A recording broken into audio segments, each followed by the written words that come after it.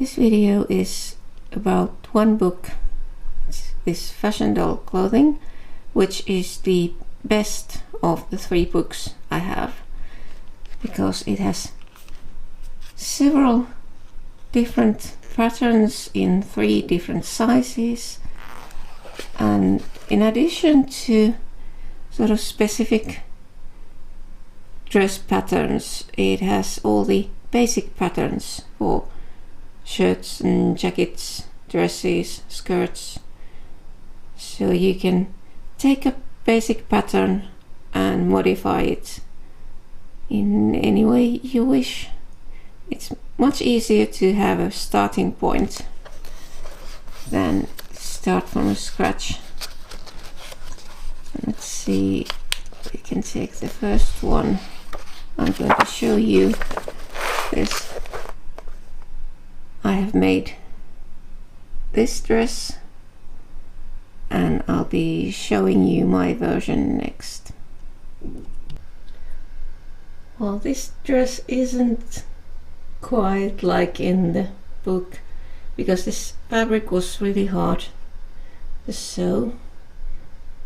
It's not as neat as in the picture in the book, but it's sort of good enough. Once again, it was this not originally for this doll, but for a doll of the same size, so it fits fairly well. Could be better. I may make another one later. Now I should be able to get a much better result. Here is the next dress. This is smaller one. It's a tiny kitty, and some of these dresses for tiny kitty and clothes for it, they fit Barbies, but as tiny kitty is shorter, you really need to check the pattern and see if it needs lengthening before you make Barbie clothes. But it's not too hard to convert a tiny kitty pattern to a Barbie pattern. And here is my version of the dress, and this was much easier to make because the fabric is cotton, and cotton is easy to sew. It won't stretch, so you get accurate placements of all parts.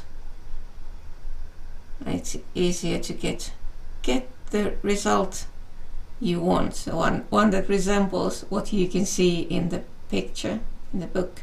I've only made this one, but I really think I'll be trying this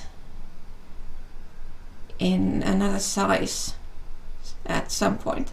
I have so many plans that I just come up with a plan, and then some of them get executed and some just forgotten. But this is a really nice dress, so it would be nice to make one for a bigger doll. And yet another dress. This doll is Alex by Madame Alexander, but I made a bigger version of this dress and without all the embroidery. I'm not sure I could do that. I'd need to practice quite a bit before even trying. But the dress is really nice, so I wanted to make one, but for, as I said, for a lot bigger doll, and I'm going to show that one next. So this is a CAD doll, Colin, and a lot taller than Alex. I used dark green velvet for the dress, and although it's not quite perfect, the pattern will need some adjustment if I end up making another one of these. I do have some fabrics that would suit her skin color really well, so I may end up making another one, and a bit longer. I'd like to have sort of floor length evening gown, and this is a bit shorter, but I'm going to show you here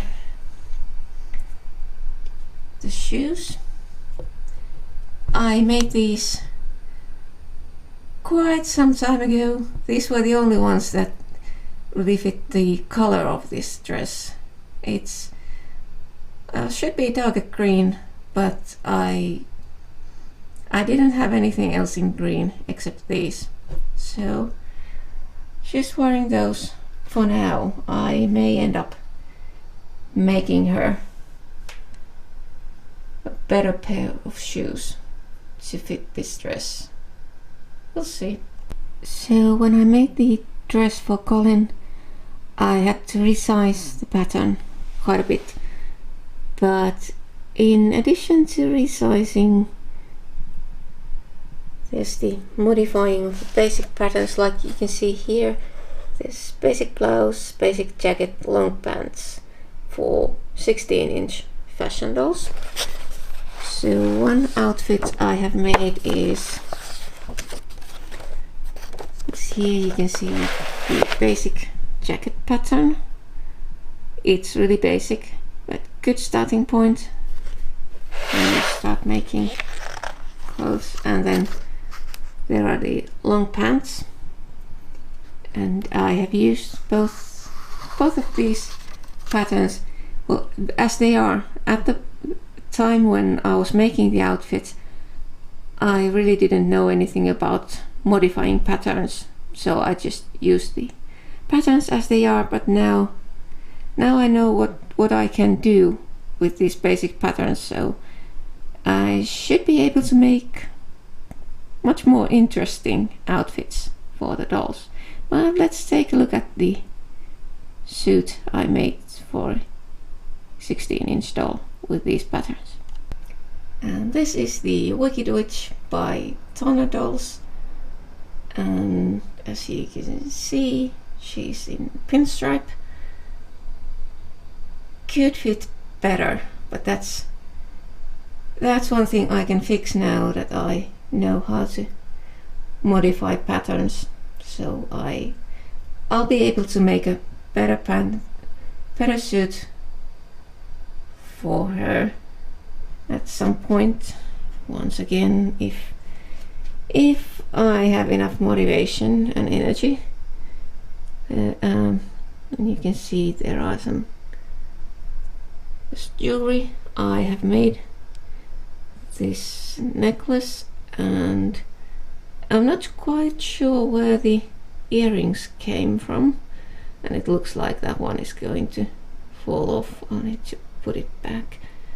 And then there's the top underneath the jacket, and if only I had made these shoes in the size fitting Colin, these would be perfect for that dark green velvet dress.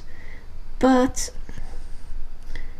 I haven't made, and these are leather shoes, so I'm not sure if I've got more of this leather.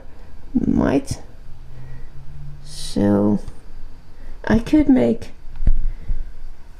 use that green leather to make better shoes for the Colin's dress. Well, we'll see.